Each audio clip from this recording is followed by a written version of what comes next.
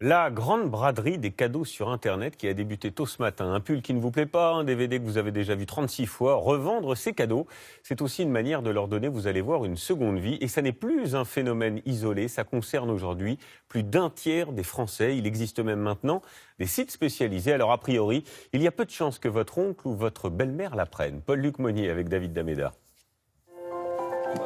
Petit échange de cadeaux entre collègues ce matin. Des paquets parfaitement emballés, mais à l'intérieur,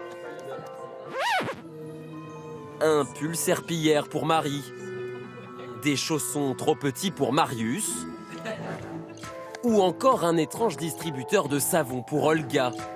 Un réflexe pour eux comme pour de plus en plus de Français, les revendre immédiatement. Sur ce site, le revendeur officiel du Père Noël, paraît-il, affluence de cadeaux ratés ou en double. Exemple, avec un célèbre jeu vidéo. On en a 176, toute une longue liste de vendeurs particuliers qui le revendent.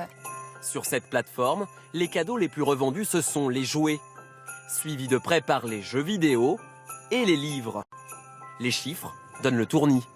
Sur la matinée, on voit environ 500 000 annonces déposées, ce qui est une croissance de plus de 40% par rapport à l'année dernière, donc très forte tendance. Avec cette tendance, on s'attend à voir environ 1 million d'annonces déposées dans la journée du 25. C'est beaucoup. C'est énorme.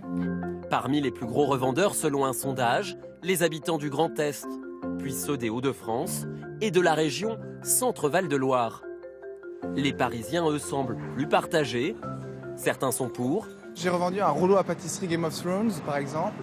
J'en aurais jamais eu l'utilité. Beaucoup d'autres sont contre. Non, je revends pas, non, c'est affreux, c'est horrible. C'est pas l'esprit de Noël, non. À la limite, l'offrir, il vous plaît pas, mais pas le revendre. Et pourtant, appareils à fondu, perceuses, des centaines de milliers de cadeaux devraient être revendus cette année pour plus de 300 millions d'euros. Mais selon cet économiste, la motivation est surtout écologique. C'est vraiment des catégories de population très diplômées qui sont sensibles à l'écologie, alors qu'il y a une dizaine d'années, c'était plutôt des catégories plus modestes qui voulaient se racheter d'autres choses et qui avaient des vraies difficultés économiques. Pour les plus généreux, reste une autre possibilité, donner ces cadeaux ratés. Là encore, il existe des sites spécialisés.